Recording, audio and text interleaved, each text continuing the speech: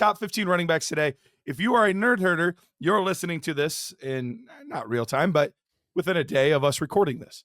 If you're on YouTube, you're seeing this a couple weeks after because we treat our nerd herders with respect and they get access to this kind of stuff. Either exclusive access, only them, or they get early access like 2 weeks early, like this show. So we're going to be going through, this is myself, Rich, Matt, and Jared, all of our running back rankings combined into our top 15, because we talked about maybe doing top 10, but I feel like we have some pretty similar feelings on most of the top 10 guys. So we decided to extend it out into top 15. Anything in here that like shocked you or surprised you once you looked at all of our rankings together, or was it pretty much kind of what you thought it would be? Yeah, it's pretty chalk. It's pretty chalk to pretty much my rankings overall, which I just tweeted out today. I put them in tiers on Twitter. I put out like my top 20 running backs. And, you know, I'll say with this class so far, and we kind of talked on the podcast, like it's a deep class, but that doesn't mean like it's deep for Dynasty, right? Like I will say there's 12 players that we're going to talk about. And it's the top 12 actually that I want, right? Like, I want those guys. And then outside of that, there's some players that I'd like to have on my roster. You know what I mean? Like even like the guys that offer, like I like their tape as a 1-2 pounder, like Damian Martinez, the Manon guys, along those lines. I want those guys for upside. There's guys like Antonio Brown. I like DJ Giddens, RJ Harvey, Montrell Johnson. I like, you know, that I want to get some shares of. So yeah, I'm excited, but nothing jumps out. And it's crazy because you and I have like pretty much identical rankings. We truly do. Our top 9 are identical, other than our running back 6 and 7 is flipped. That's it. Yeah. Like we see this class, at least at the top end, very, very similar, which is encouraging because, you know, we have years overall where we're very, very close and years that were very different. But I would say overall, as a staff of the 4 of us, this is probably the most congruent we've seen a class probably since the 4 of us have been doing shows together. Yeah, we're pretty consensus. And what's weird is like we were talking beforehand, like the thing that what's crazy is, let's start with the top 4. Like the number top 1. Okay, number 1. Ashton. Oh, you can do the top 4. That's fine. That's fine. Yeah, to the point where like I don't think we need to put a lot of weight in this because like it's, you know, Ashton Genty's 1-1. There's nothing to say. You know, I think what we have Trevian Henderson 2, which kind of varies from the community slightly, depends where you're going to get your information. A lot of people are going to have Mario and Hampton 2. So we have Trevian Henderson 2. And for me, and I know for you too, it's because, you know, in what we're playing right now in the landscape of the NFL, like, you know, with how it's looking, the emergence of the running back, right? And why have we seen that? We've talked about in the show, like a lot of cover 2, a lot of zone defense out there has really opened up for the running backs, and especially like these PPR running backs. And we've seen it like in Detroit where 2 running backs can thrive. We saw it in Miami with Achane and Raheem Mostert. So, you know, Trevian Henderson, what he brings to the table with his explosiveness, his pass catching ability, like he's a very high upside PPR running back. And we kind of talked about in the show, like we don't need him to be a 30-touch guy. Like we're totally comfortable with him getting 17 touches if that's what it is. So we have Trevian Henderson number 2. We're all consensus there, I believe. Yeah, we're all consensus at there too. And a lot of people have Amari Hampton 2. Some people have, I've seen Trevian Henderson at like 6, but that's ridiculous. 2. Yeah. But if you have Hampton too, like I'm not going to argue not at all that fact. Like I have Trevian Henderson in his own tier. Like when I tweeted out today, like I told you on the podcast, I have 4 tiers: Ashton Genty and Trevian Henderson, Mario and Hampton, and Quinshon Judkins. Like I have those 4 in order and in their own tiers, like as a singularity. But I wouldn't like they're all close enough outside of Ashton Genty. Like I wouldn't argue much. I would probably argue and put in Quinshon Judkins ahead of Henderson because of their PPR ability. Outside of that, I'm not going to argue that, but we're all the same. The draft's going to tell us a little bit too. You know, if Omari and Hampton goes 20 to the Broncos and Trey Henderson doesn't go until the 2nd round to the Jaguars, well, now I might be more interested in Omari and Hampton. You know, I think they're close enough that I could see that flipping and shifting depending on how those things go. Yeah, I put that in my tweet, Garrett. I said, like, the NFL draft, more so than any year, is going to kind of help, like, not more so change my tiers, but rank my tiers, right? Like, now I would say for those top guys, they're all close enough, even though in their own tiers. I could easily lump Trevion Henderson and Mario Hampton and Quinshon Judkins in their own tier. But off of tape, like, I have them as a singular assets. But like you said, if Amari Hampton goes like how you said, I would definitely probably take Hampton ahead of Trevion Henderson 10 out of 10 times in that situation with that pedigree. Do I expect that to happen? No. And so this is off tape. But the NFL draft will shake this up a little bit and kind of like solidify my old rankings, because so 1, 2. So call those three their second tier. I have Dylan Sampson and Scadaboo in the third tier. Then my fourth tier is a good size, and then my fifth tier is massive. So for sure, I'm really going to see these guys ranked out. So we had Ashton Jeanty consensus 1 across the board for us. Consensus Trevion Henderson 2. 3 out of 4 of us had Omarion Hampton over Judkins. Jared was the only one. He had those flipped, which I'm not going to argue that. I get it. But I see Omarion Hampton as a little bit better of a back, but it's very close. But then kind of what you're bringing up at the beginning, the fact that all of us universally have Cam Scadaboo 5 is a bit surprising, because he's arguably the most polarizing running back in this class. I don't even know if it's arguable. He probably is the most polarizing running back in the class. And there's a lot of people that say he's a gamer. He's got the skill set. He can be a legit NFL back. Then there's a lot of other people saying he's not a good enough athlete. I'm worried about, his style of play and injuries and things like that. Overall, like, I don't understand on tape how you could not have Cam Scadaboo at least in your top 6 or 7. Like, I don't understand it. The physicality that he plays with, his receiving ability, and how quick his feet are. And then he showed us, like, yes, he never ran the 40 at his pro day or anything. I get that. And people are concerned about it. But when you're able to have a 39.5-inch vertical, like, that shows me you are an athlete. Like, you're not a, like, bad athlete that's not going to perform. Like, you are an athlete. So I am not worried about Cam Scadaboo. I think he's going to be a round 3 pick in the NFL draft, and I think he's going to be a very good NFL running back. And honestly, all 4 of us see that pretty much the same. Yeah, this is where when we talk about on the show, where like a lot of the people in the industry go, we go left where they go right. And I think this is the clearest example you can get. There's always a couple of these guys every year where we go left and we go right. And there's a couple of things that make me feel really good about this. One, we all 4 of us have him as a running back 5, right? So there's no like, Rich and Garrett like him, kind of things on those lines. So for that, like a LaQuint Allen, right? Like, you and I are like much higher on LaQuint Allen than other 2 guys, especially Matt.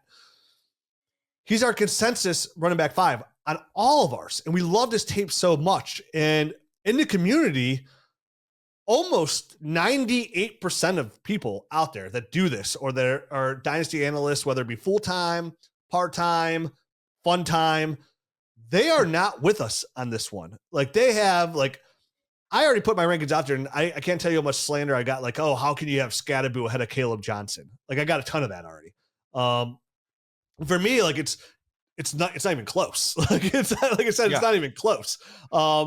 So this is one, like, fingers crossed. I really hope Cam Scadaboo turns into a stud, so I can gloat and pat myself on the back and pat all you guys on the back and see, listen, man, this is why, like, you're a Nerd Herd member. This is why you subscribe to the channel.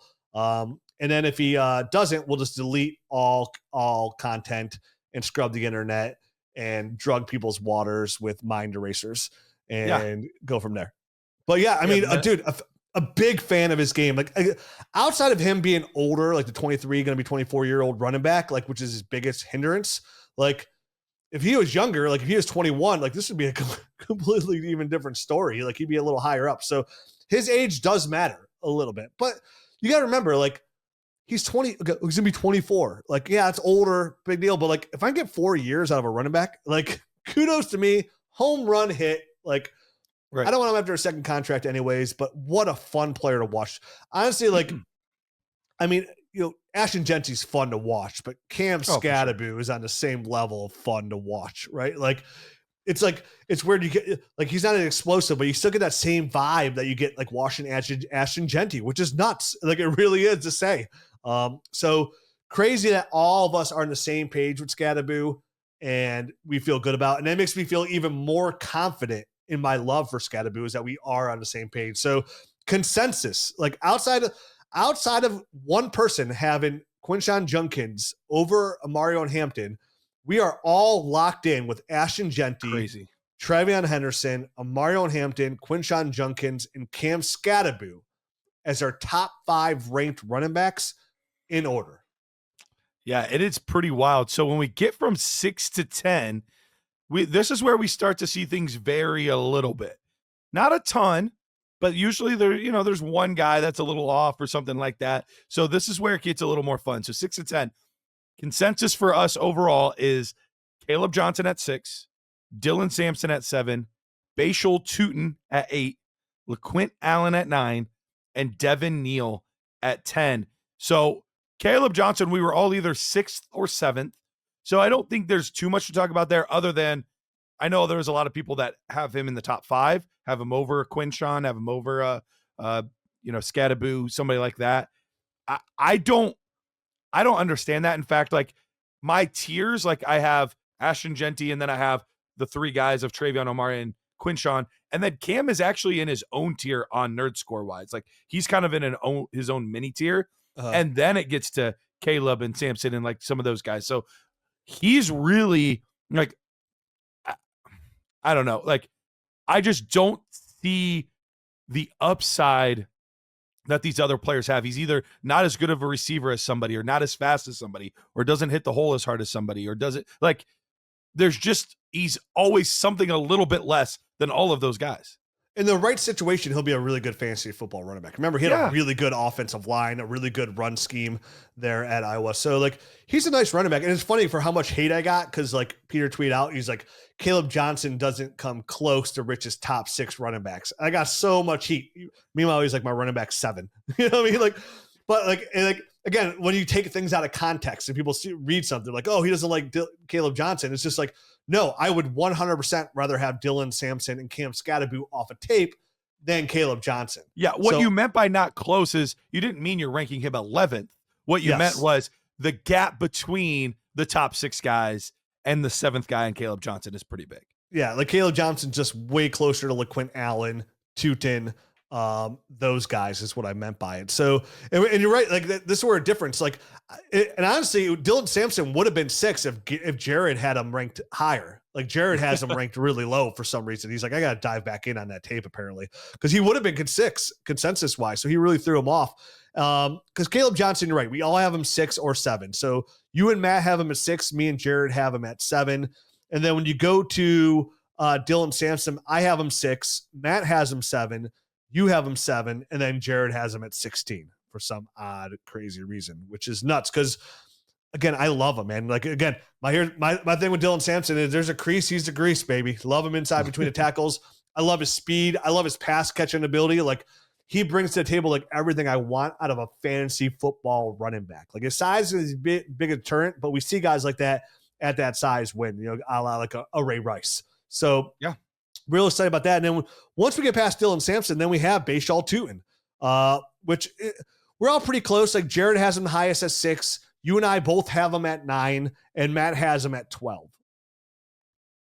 Yeah. So that is kind of where we start to really see the variance in our rankings really starts to come in here. Mm-hmm. And Tootin's a really interesting one. And he moved up. Now, these are not necessarily in order of my Nerd Score. These are in the order that I ranked them.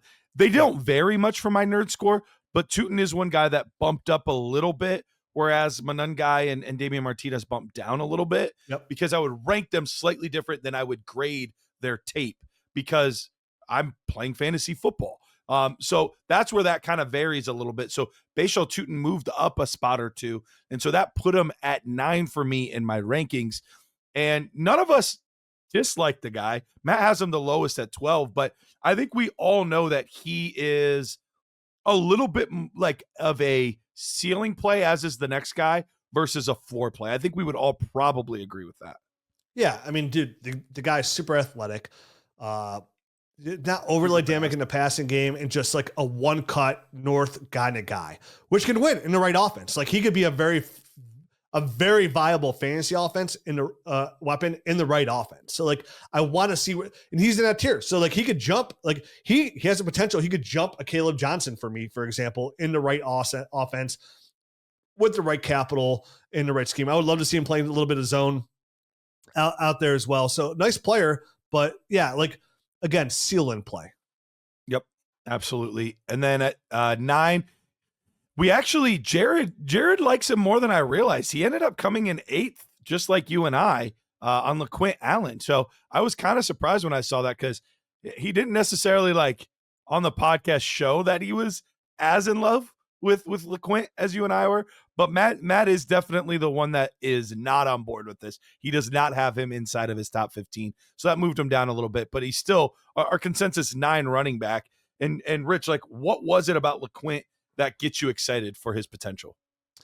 Obviously his PPR potential, right? Like when he lines up and he looks like a receiver, lines up outside a lot. Like I said, you go back to NC State game, like the first like 7 plays, like he doesn't even line up behind the backfield. Like he's out in like, 3 wide, or even like bunched, on there in the line. So his PPR upside is it's like, it offers to me like in the right place, such a safe floor for him. And the fact that he's got good size, he reminds me of a Le'Veon Bell, like ceiling is what he kind of reminds me of. And the fact that he is so young, and if he could add about 10 pounds, like I really do see in the right situation, he could be like a legit running back 1 upside. Like it's there. Like I see it with him. Like he's one of the guys, like out of all the guys we watched that are going to be a lot lower in other people's rankings, like I can see the ceiling there. And like you said, once we got these top guys, like what are we chasing here? Like even like Ollie Gordon's ceiling is like, you got to get like desperate with it. Like Derrick Henry, right? Like a really good running back, catch a couple footballs, but like the Quint Allen ceiling from a PPR running back is so much higher than Ollie Gordon for me.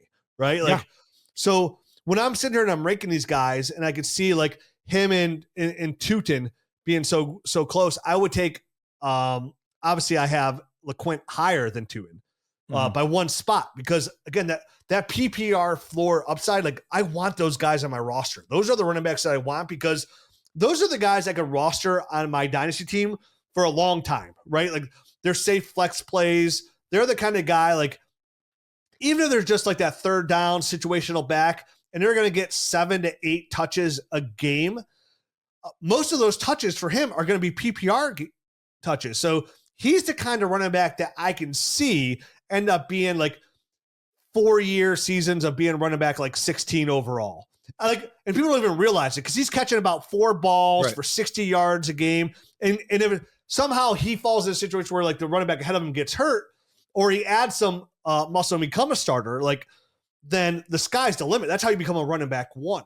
Absolutely. With LeQuint, like, with a guy like Ollie Gordon, he's going to need 1,400 yard rushing seasons to really truly be relevant. Be a low-end running back 1. Right. LeQuint Allen needs 800 yard rushing seasons and 50 receptions.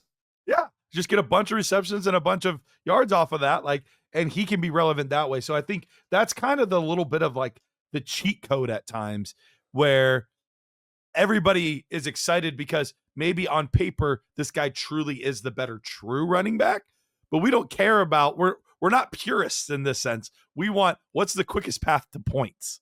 That's what we care about.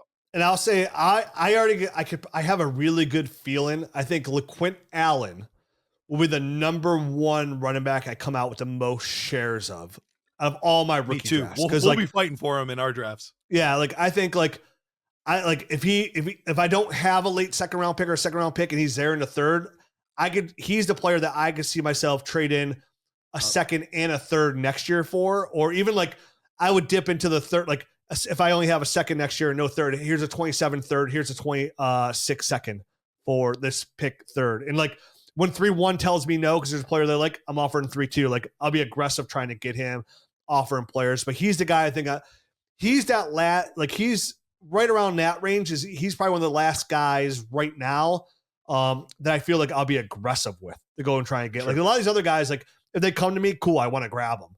But like LeQuint Allen falls in the category I kind of want to go out and get.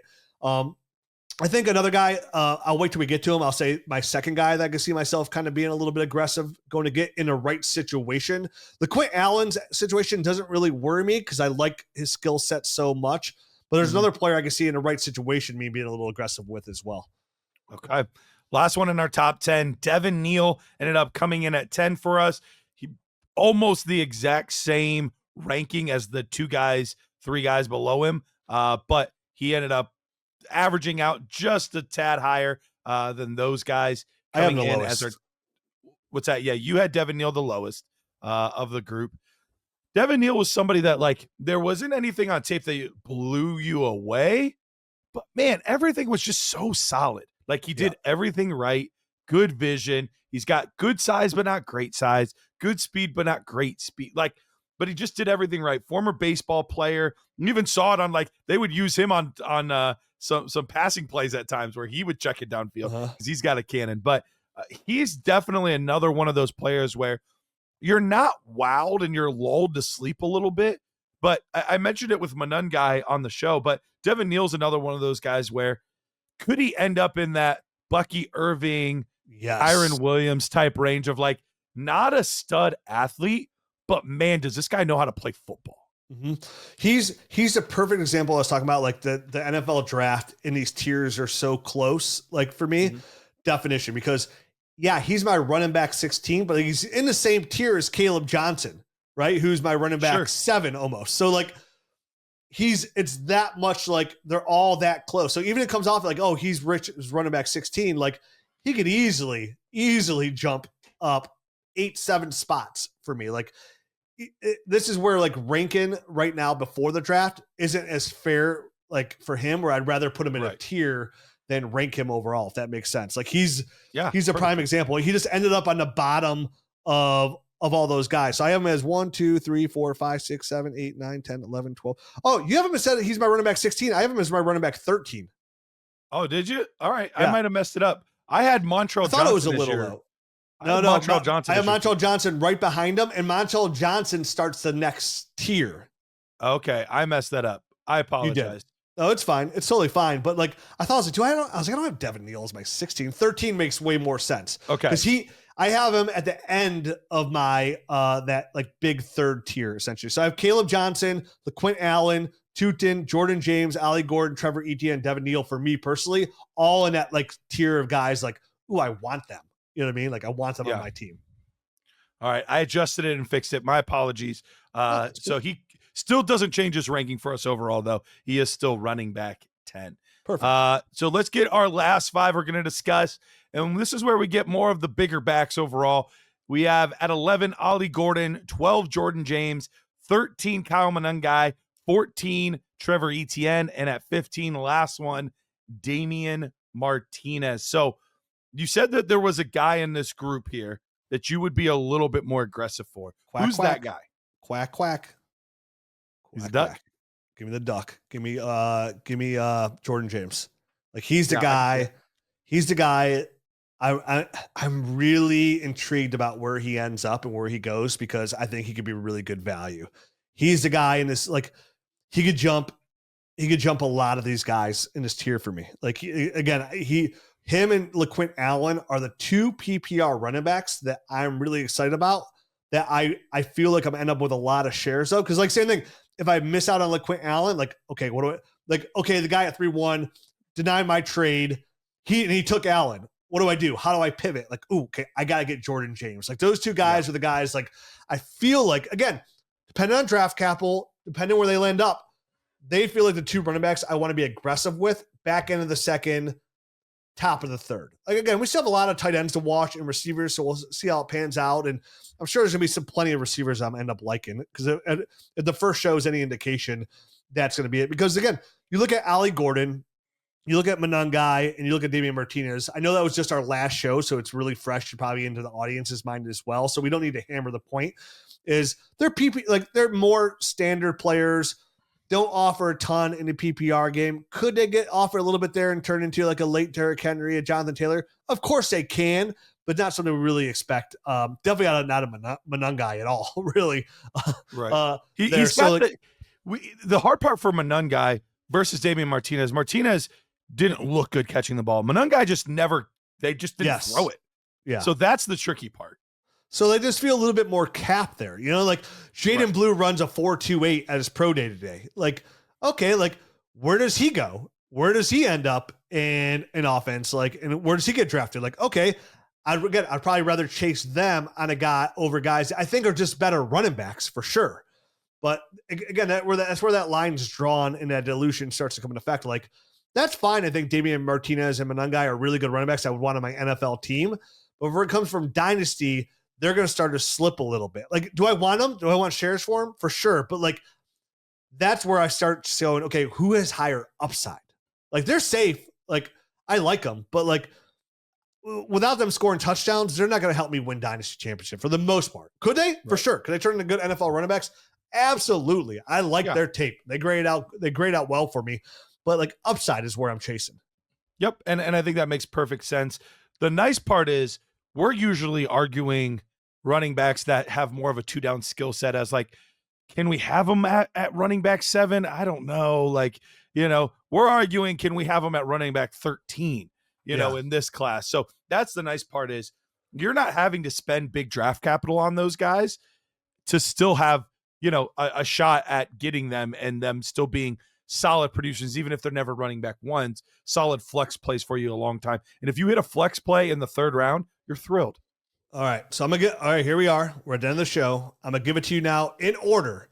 This is now, and this is a top 15 show, but for the nerd herd and the audience, I'm going to read you now in order our top 24 rookie running backs pre-draft off the tape consensus between me, myself, Garrett and him, Matt and Jared.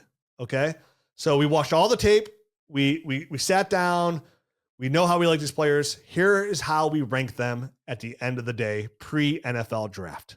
And remember, pre-NFL draft is the key word here. In order, I'll give the top 12, Garrett. You give 13 through 24. Sounds good. Number 1, Ashton Genty. Number 2, Travion Henderson. Number 3, Amari and Hampton.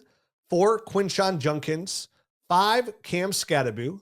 6, Caleb Johnson. 7, Dylan Sampson. 8, Bashal Tutin. 9, LaQuint Allen.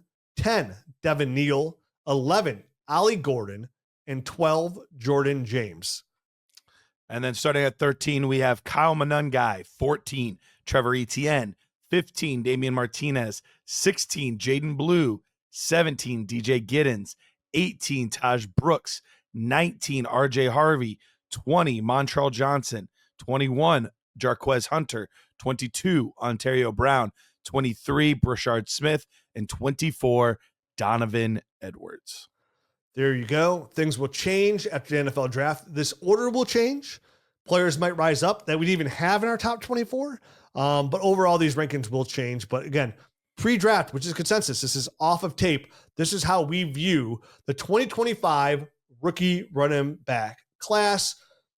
Wide receivers are next, then tight ends, and then the real deal draft comes. So excited to get this out for you, Nerd Herd. Get the notes down and let us know what you think in the comments or on X. See ya.